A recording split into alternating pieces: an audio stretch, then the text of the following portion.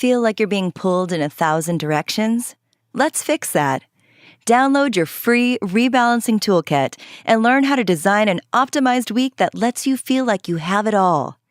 Get the goods at brilliantbalance.net/have-it-all.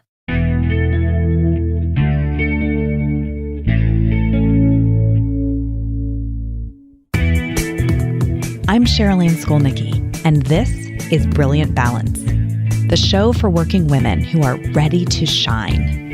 Each week, I bring you ideas, inspiration, and insight on balance, business, and getting it all done gracefully. You ready? Let's be brilliant. You're listening to episode 51 of the Brilliant Balance podcast. And today, my friends, we are talking about expenses and investments.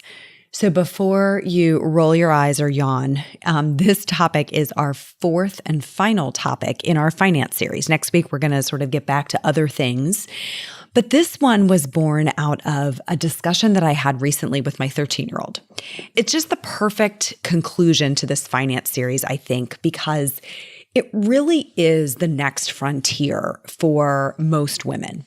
And so I figured, why not start early with my 13-year-old? So we were out for a walk one night after dinner, and this poor kid doesn't get a mom who talks about, the football game or the weather very well. There's always something big and deep to dig into with me. So anyhow, there are a lot of new homes being built around us. So we were out walking and there's this construction going on.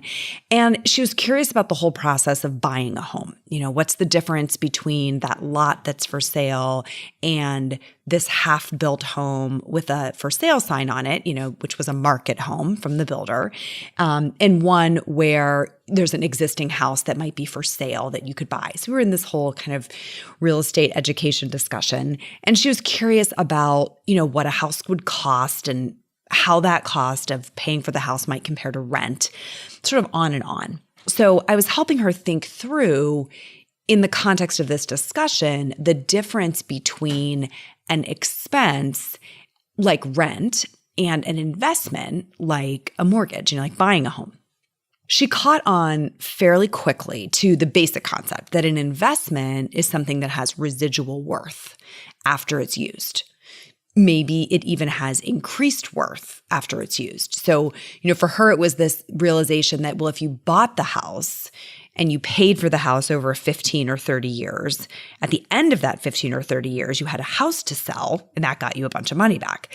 If you had paid rent for 15 or 30 years, of course, at the end of that, there's nothing to sell. And so that money is gone, and there's no return to you for all the years that you have been paying to use that living space.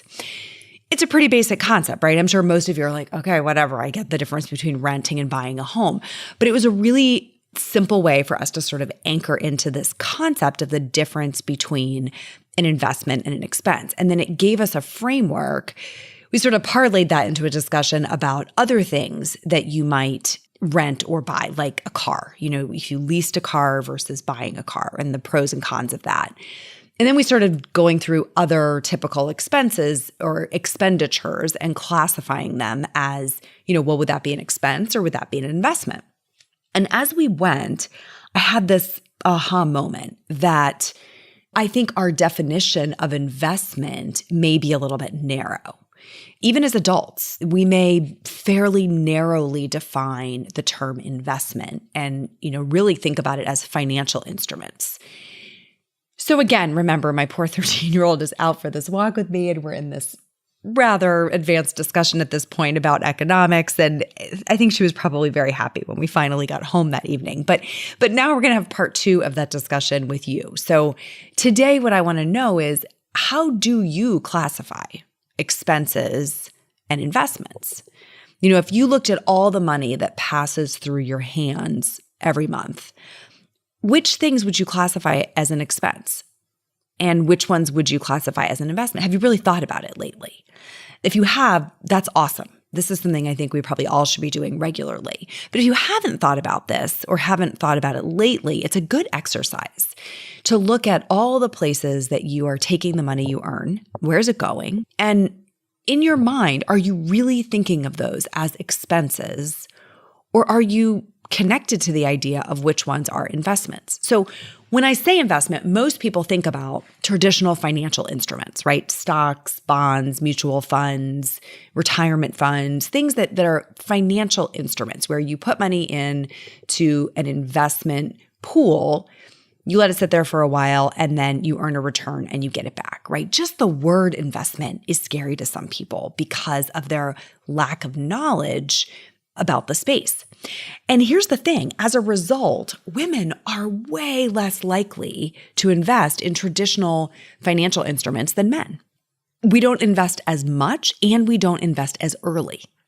So there was this survey done by BlackRock, and of all of the assets that women control, if you look at sort of the total portfolio that you have, your entire collection of ownership, 71% of it women keep in cash. And for men, that number is 60%. So still pretty high, but there's that 11% gap. And they're starting to refer to this as the gender investment gap. It's sort of a twin to the gender pay gap. So, why do we do that? Well, cash feels like it has no risk, right? Cash is going to be cash. We know what we have. But the thing about cash is it also has zero potential to grow. So stocks and other investments they have some risk, but they have potential to grow over time. So the purchasing power of that cash is going to go down over time, right? Which means it has an opportunity cost for holding it. So here was the data I saw. It was fascinating. If for women who are making, like, let's say $100,000 a year as just a round number, if you look at her opportunity cost of holding that extra cash during her working years, like say from 30 to 65, so it might even be shorter than her total working years, carrying that extra cash has an opportunity cost of about $1 million.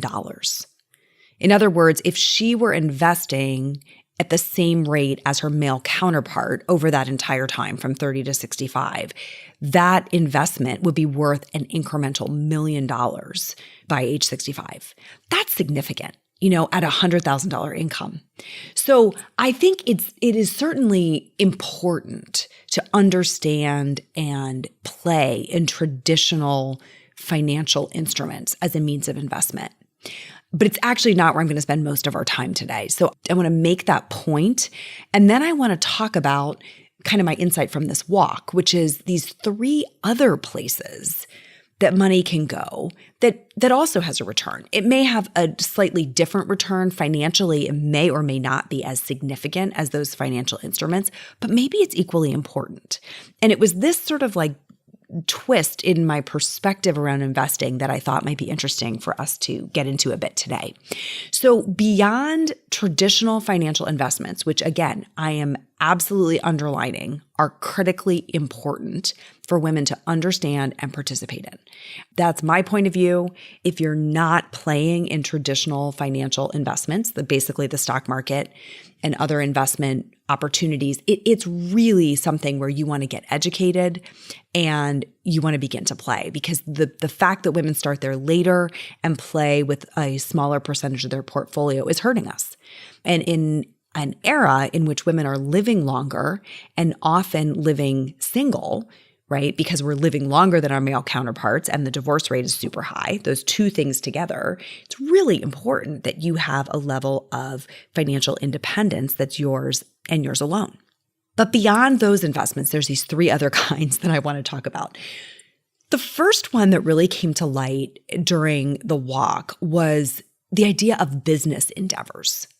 Starting a business, all the costs associated with startup, buying a business, like buying a franchise or buying a building, that you were going to lease, and then growing the business, all of the investments that go into enabling a business to get bigger and generate more revenue and therefore more profit.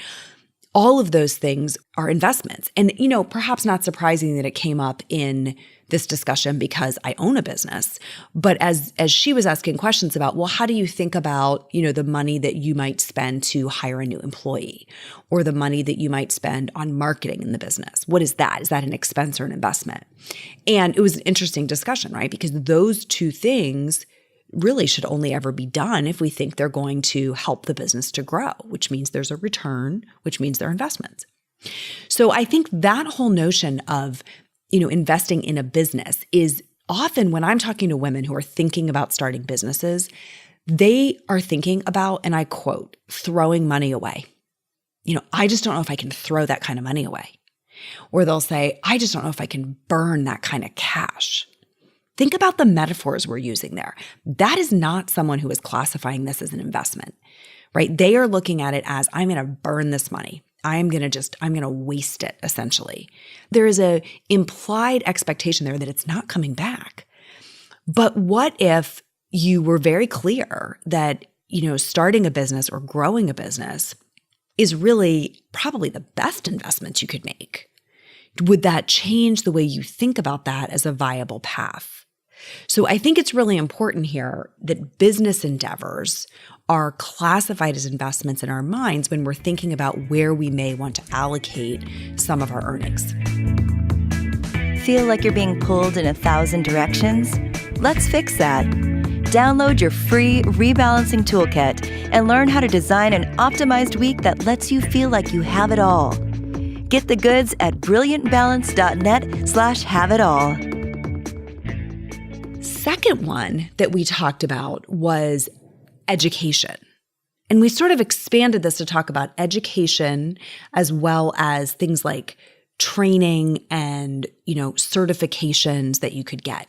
So in her context, we were talking about tuition, right?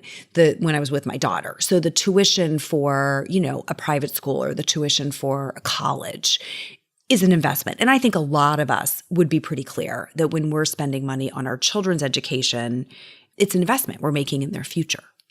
Maybe you've gotten a real estate license or, like a Six Sigma green belt in the quality space, or maybe you're a PMP in the project management space. All of those kinds of certifications and training curriculums are, I think, pretty clearly we would look at them as there's an investment because we expect, our income may go up or we can get into a new field for having that education. But what about things like, taking a cooking class that makes you faster when you're in the kitchen and gives you the skills to prepare healthy meals? Is that an investment or is that an expense? Right? What about working with a health coach or a personal trainer? And that through doing that, you're able to eliminate diabetes and get yourself off of medications. Is that money that you're spending for the health coach or the trainer, is that an investment or an expense? What about marriage counseling? What if you go work with a therapist or a marriage counselor and you're able to prevent a divorce and all the associated costs of the divorce, both financial and emotional? Is that an expense in the marriage counselor or is it an investment? So these are interesting questions, right? They're a little bit of gray area of what kind of dividend, what kind of financial return would you have to get to think about these things as investments in your future, in building a skill set or a capability that could improve your life, right? Sometimes these have a financial ROI. Like if you're able to get a degree or a certification that very clearly takes your income to the next notch, most of us are clear that that's an investment. It has a financial return. But what about when it has a lifestyle return or when it's a cost avoidance, right? We're able to avoid the cost of divorce or avoid the cost of diabetes in these examples. Does that make it an investment? I think this is really important territory to consider. So for me, these all came out on the side of investments. There is an expected return. It's not always purely financial, but in all of those cases of education, training, developing ourselves, making ourselves better, building new skills, I think those are investments. And then the third one, so it was investments in your business, so business endeavors, education, certification, and training. And then the third one were experiences. How do you think about experiences? And I'll tell you the number one experience that comes up in the work that I do with women is travel. Is travel an expense or is it an investment? There's other ones. Like if you think about sending your child to a camp experience, maybe in the summer, maybe you send them to, 3 weeks of a sleepaway camp where they just come back like transformed. When I was in junior high, I went to a 3-week overnight camp on a college campus. It was a life-altering experience, really one of those transitional moments I look back on in my life and say, I did not come home from that the same person that I went as. Right? So many doors were opened. So many worlds were open to me about what was possible and what my future might look like by being in this intensive experience with other kids who were like me. It was just a really extraordinary moment. So a camp like that, when my parents made the decision to send me to that camp, was that an expense or was it an investment? I would argue the return on it has been extraordinary. What about things like the arts? Getting to go to, a theater production or a musical production or going to an art exhibit. Is that an expense or is it an investment? So I think these are the types of expenditures that are often viewed as frivolous, right? We think about them as like luxuries, travel and events and, participation in the arts. And we use those same kind of terms I referenced before, like, oh, I'm blowing money on this, or I just don't have, $3,000 to throw away. Well, when we classify those types of experiences in sort of the expense bucket, the same way that we would, something that we're just going to consume and not have any residual worth from afterwards. We're barely even going to remember that it happened. It seems like an unfair comparison because some of these experiences have such an enormous return over our lifetime. Travel is one that changes people. The experiences that we have when we're in other parts of the country, other parts of the world, other types of geography expand our worldview. They're expansive experiences that keep us in possibility. That is an investment that is worth making. So in all of these, just like traditional investment vehicles, of course you want to assess the risk and the return. You want to do your homework.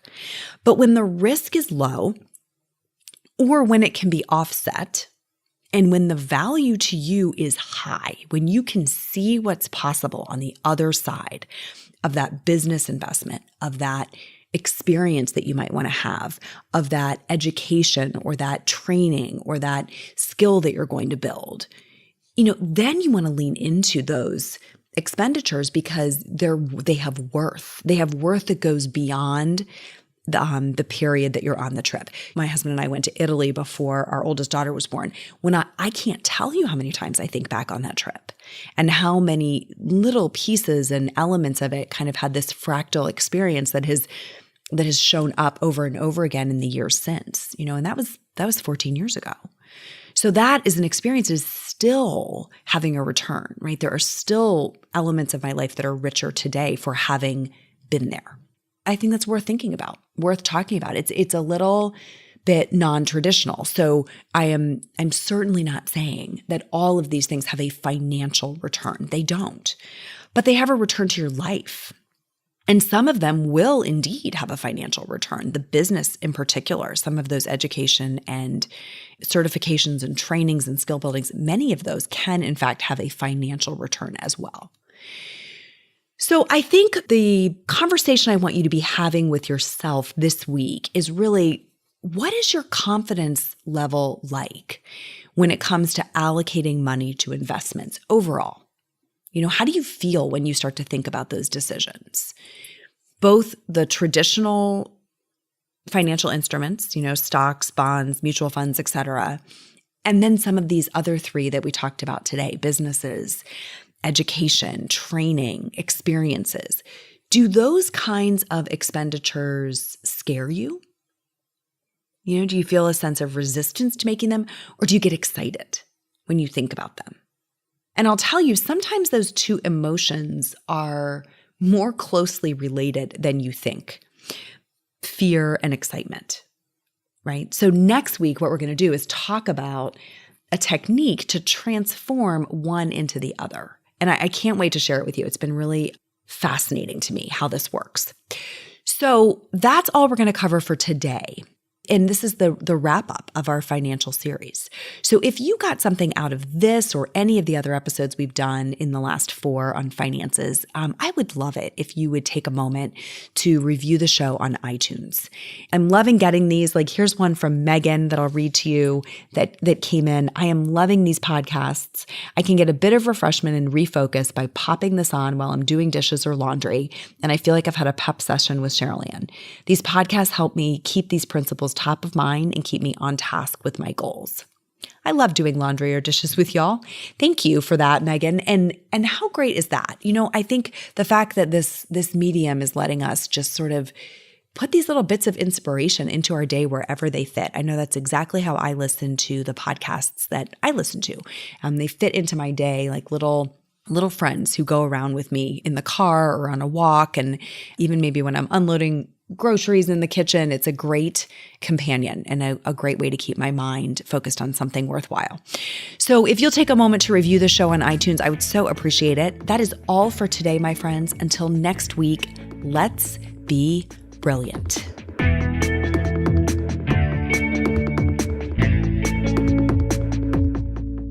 This is thepodcastfactory.com.